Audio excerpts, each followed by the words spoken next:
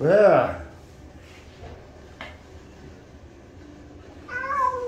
왜 오는데, 호수비? 달리마. 검진 받자. 몸을 염져보자. 달리미 몸무게가 1.1을 빼야 되나? 1.1, 3.23. 3.23kg. 괜찮네. 호수비가 1.16을 빼면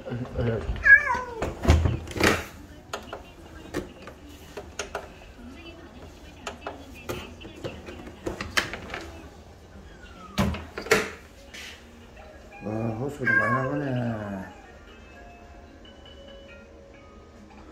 1.26 4.8kg 나가네.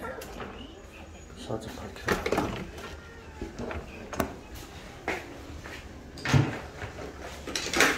안녕하세요. 예, 수고하십니다. 체중 한번 재보셨어요? 4.8kg. 4.8. 호수비 4.8kg. 네. 달리미가 3.2kg였나? 아, 진짜. 됐어. 빨리. 호수비는 방금 쟀으니까. 4.8kg 맞고. 1.26을 빼면은 3.23. 3.23kg. 네, 알겠습니다. 만들어 주세요. 예, 예.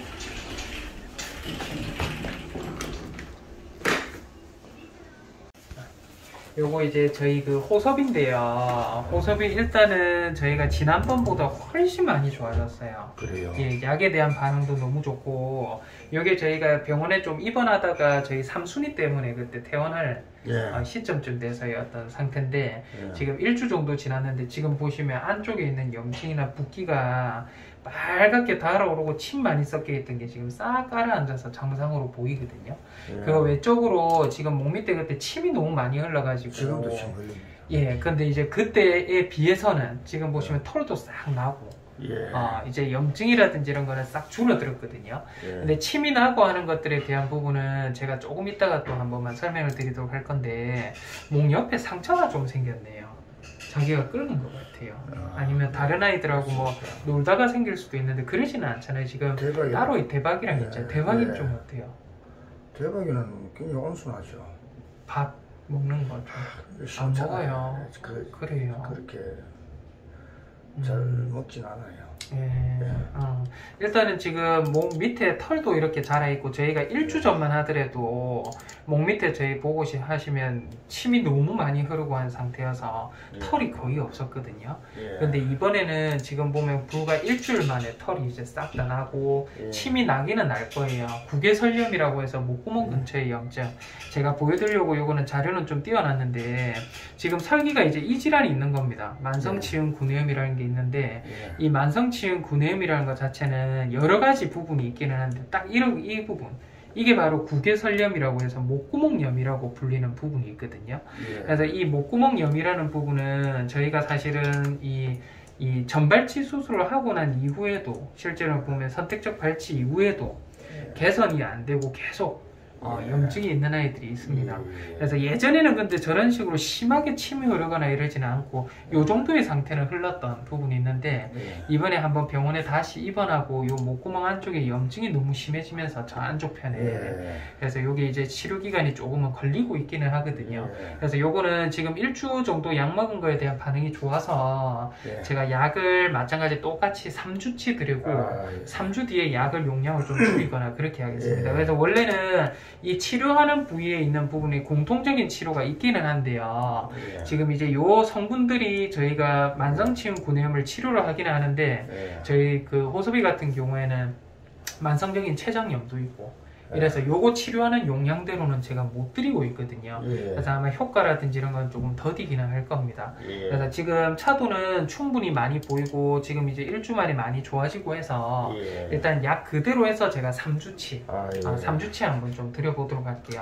그리고 이제 요 부분에 대한 거 저희가 호섭이 말고 오늘 저희 달림이 달님이는 지금 이제 어린아이들 먹는 용량에서는 지금 최대의 용량을 해서 지금 예. 1주 단위로 계속 한번 보고 있거든요. 예. 그래서 1주 전에는 제가 다시 한번 설명드리고 하면 2주 전 상태입니다. 요게 예. 2주 전 상태고 요게 일주일 전 상태예요.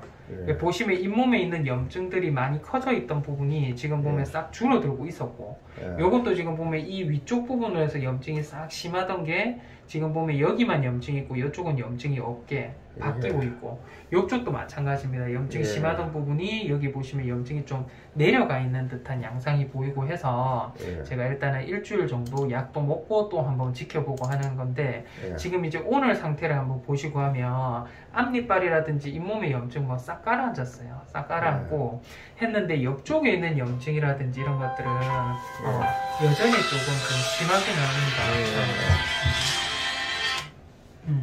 옆쪽에도 염증 심하고 이쪽 편에도 지금 보시고 하면 염증이 잦아들기는 조금씩 잦아드는데 예. 이게 빨리빨리 좋아지지가 않아요. 그래서 예. 이게 뭐냐고 하면 말 그대로 이 저희 호섭이하고 똑같은 만성치은 구내염인데 요 앞에 한 글자가 더 붙습니다. 유년기 만성치은 구내염이라고 예. 해서 요게 2살 전까지만 좀 지켜보고 아이가 염증만 약에 대한 반응이 있고 하면 실제로는 약을 먹어가면서 깔아앉히고 2살이 지날 때까지 한번 예. 경과를 보는 경우가 있는데 예.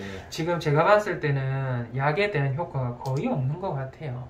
그러니까 예. 약을 먹고 하면 염증이 이렇게 이제 아무것도 없는 것처럼 싹 가라앉아야 되는데 예. 싹 가라앉지가 않아요. 그래서 이게 저희가 치료에 대한 부분을 보고 하면 예. 이게 이제 선택적 치료가 있습니다. 실제로 저희가 이제 공통적 치료는 지금 항생제하고 이런 것들 먹고 있고요. 저희가 이 선택적 치료라는 부분은 저희가 이제 과증식된 잇몸 치은절제술이라고 해서 지난번에 스케일링하면서 저희가 예. 잇몸을 한번 절제한 적이 있습니다. 예. 그래서 공통 선택적으로는 치은절제술로 해서 증식이 된 잇몸을 저희가 절제를 하는 부분, 그리고 스케일링을 반복적으로 하면서 보는 네. 경우, 요게 이제 밑에 딱 나와 있습니다. 2살 이하의 유년기의 고양이에서는 영구적인 발치를 피하는 것이 좋다. 왜냐하면 자기 치아가 제일 좋으니까요.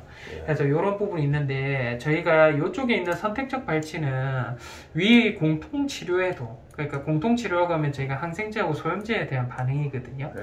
이 반응에도 불구하고 2에서 4주 이내에 염증이 개선되지 않으면 예. 선택적 외과적 발치를 실시한다고 되어 있는데, 예. 예전에는 개선이 되다가 또 한 달 정도 제가 약 드리고 나서 보고 하면 또 심해져 있고, 예. 그래서 지금 1주 단위로 본 게 예. 지금 벌써 이제 3주, 4주째 됩니다. 예. 그래서 제가 1주 단위로 오면서 일주일 동안 약 먹고 나서 지금 차도가 얼마나 변하는지를 지금 아주 타이트하게, 예. 아버님이 좀 힘드시지만 1주마다 한 번씩 제가 지금 케어를 하고 있는데, 예. 오늘까지 본 걸로 해서 결론을 보면 이거는 발치가 좀 필요하다라는 생각이 좀 들기는 해요, 아버님. 그래서 이게 사실은 이제 2살 이하의 아이들한테서는 염증 약을 먹고 하면 염증이 확 가라앉는 아이들이 있어요.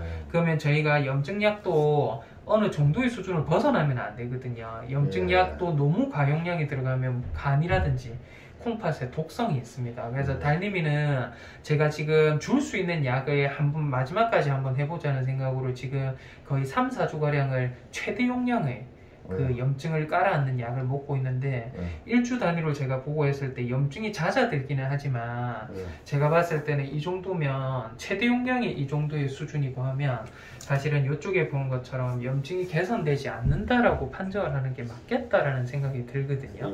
그래서 저도 사실은 달님이가 1살이 되기 전이고 그런 부분이 있고 하다 보니까 웬만하면 발치라는 부분을 좀 피하고 아이가 자기 이빨로 좀 살아갈 수 있는 여건을 좀 만들어주고 싶어서 일단은 지금 계속 좀 보고 있는데, 제가 생각했을 때는 그렇습니다, 아버님. 그래서 달님이 제가 생각을 했을 때는 일단은 이제 어금니라든지 이런 부분을 자기 치아를 뽑아줘야 되는 상태일 것 같다라는 생각이 좀 들고요. 그거 외적으로는 지금 보면 이제 발치에도 불구하고 발치만으로 염증이 완벽하게 좋아질 수 있지만 저희 호섭이처럼요, 이 발치를 하고 난 이후에도 개선은 좀 되었기는 했지만 지속적인 용량으로 뭔가 약을 먹어야 되는 경우들도 있고요. 어떤 경우는 발치는 했는데 개선이 전혀 안 되고 염증이 심해진 경우도 있기는 하거든요. 근데 저희가 지금 달님이는 보면 앞니빨 그때 예전에 뽑았어요. 저희 치은 절제 수술하면서 뽑은 부위는 염증이 하나도 없습니다. 안 뽑은 부위는 염증이 있는 걸로 봐서 아마도 제가 생각에는 이빨 뽑고 나면 염증이 싹 가라앉지 않을까. 저희 8월이처럼요.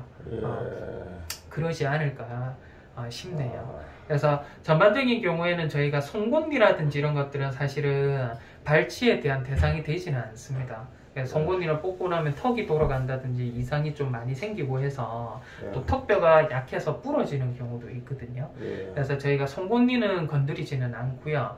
이제 안쪽에 있는 어금니, 어금니는 좀 발치를 하는 게 좀 좋지 않을까 생각이 드는데 이 부분은 한번 이제 아버님도 한번 생각을 해보시고 독자분들하고도 얘기를 한번 해보시고 일단은 제가 일주일 약을 좀 더 드릴 거예요. 일주 먹으면서 일단은 일주 뒤에 상태를 보고 이 상태 그대로라서 제가 똑같이 말씀을 드릴 시점이 오게 되면 그때는 이제 발치에 대한 부분이나 이런 거는 한번 좀 고려를 해주시는 게 좋을 것 같아요. 더 이상 약은 이 용량 이상으로는 위험해요. 왜냐하면 2살이 되기 전까지 이 용량만으로를 먹어도 사실은 문제가 될 수 있거든요. 근데 이거 이상으로 먹으면 무조건 문제가 됩니다. 문제가 되고 달님이 같은 경우 이제 11개월이거든요. 13개월을 이렇게 약을 먹어야 된다는 건데 매일매일 이게 아마 아이도 쉽지 않은 부분일 것 같아요. 제 생각에는요. 그래서 일주 동안만 생각할 시간을 좀 더 드리고 일주 동안만 반응 한 번만 더 볼게요. 저희 교과서에는 2에서 4주 정도간 보라고 돼 있는데 일주일만 좀 더 보고 5주 차까지 한 번만 보도록 하겠습니다. 그래서 다음 주는 안 되면 발치해야 될 것 같아요. 제 생각에는 그렇습니다. 그렇게 해야 좋아질 것 같다는 생각이 들거든요. 그래서 달님이는 일단은 일주일만 좀 더 드리도록 할게요. 일단 삼순이하고 제가 조금 설명을 좀 드릴 건데 잠깐.